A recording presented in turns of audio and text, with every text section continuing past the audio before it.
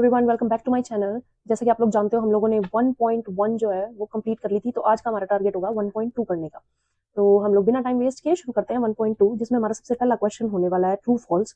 जिसका सबसे पहला पार्ट हम करेंगे आज, जिसमें हमें बोला गया है कि सारे इरेशनल नंबर्स जो होते हैं वो रियल नंबर्स। चीजों को जस्टिफाई करने के लिए या ट्रू और फॉल्स का जवाब देने के लिए आप लोगों को क्या पता होना जरूरी है, इरेशनल कौन से होते हैं, रियल कौन से होते हैं।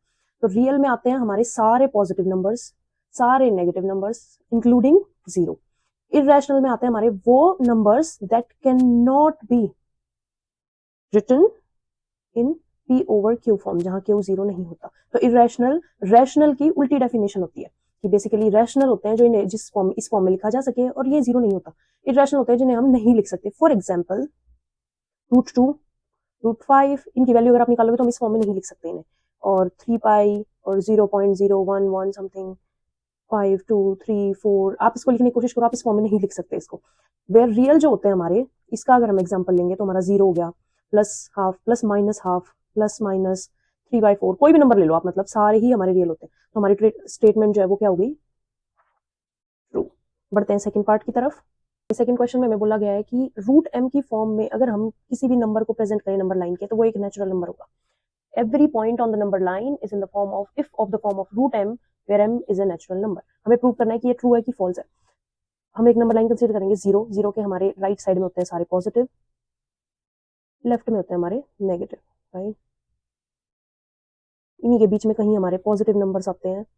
फॉर एग्जाम्पल हम जो पॉजिटिव नंबर्स को कैसे लिख सकते हैं, हम लिख सकते हैं उन्हें √1, √1.2, √1.3, √1.4, ट्रू। लेकिन हम नेगेटिव नंबर्स को क्या ऐसे लिख सकते हैं, नेगेटिव नंबर्स को √-1, गलती से लग गया, -1.3, क्या हम इसे ऐसे लिख सकते हैं? नहीं, नो।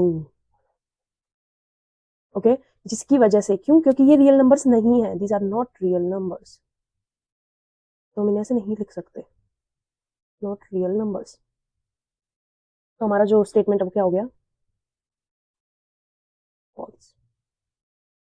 तो भाई थर्ड क्वेश्चन में पूछा हुआ है क्या सारे रियल नंबर्स इरेशनल नंबर्स होते हैं। इसके लिए मैं आपको एक हिंट देती हूँ और फिर सोचना आप। सारे जो रियल नंबर होते हैं, मतलब जो बेसिकली रियल नंबर्स होते हैं, उनके अंदर रैशनल भी आते हैं और इरेशनल भी आते हैं। तो अब आप जवाब दीजिए, क्या सारे रियल नंबर इरेशनल होते हैं? Every real number is an irrational number, ये हमारी स्टेटमेंट है। क्या होगी, ट्रू या फॉल्स? आप यही देख सकते हैं, ये फॉल्स है। क्यों? क्योंकि रियल नंबर में हमारे रैशनल नंबर्स भी आते हैं।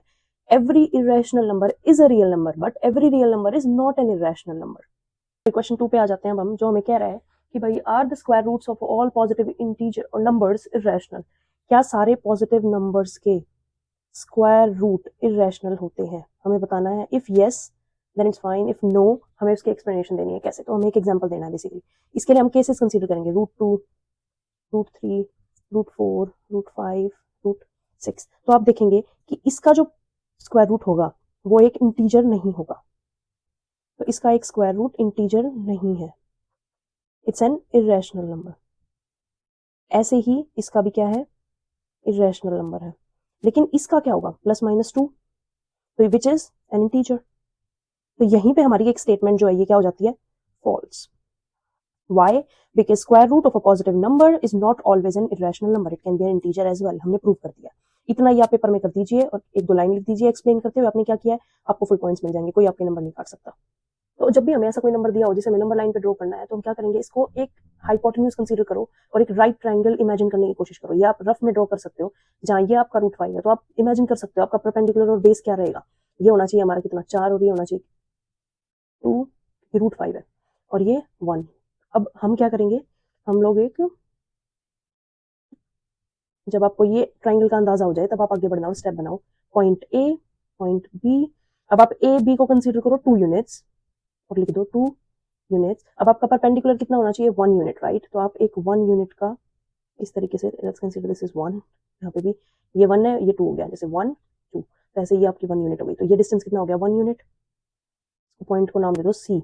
अब आप ए और सी को ज्वाइन करोगे तो क्या आएगा, this is consider this is an right angle triangle. तो आपका ये क्या बन गया, 2 1, 2 का स्क्वायर प्लस 1 का square equals to AC square, right. तो ये 4 + 1 5 gives you AC square and AC is √5 units। Do not write centimetre metre, ऐसा कुछ मत लिखना क्योंकि ये यूनिट्स है। यहाँ सिर्फ आपको यूनिट्स लिखना है, कोई ऐसा स्पेसिफाइड नहीं है कि ये कौन सी यूनिट्स है, सिर्फ यूनिट्स लिखो और आपका नंबर कोई निकाल सकता। √5 यूनिट्स, ये हो गया हमारा √5 यूनिट्स। अब यहाँ आता है एक मेन पार्ट जो कि हमें एक आर्क ड्रॉ करनी है।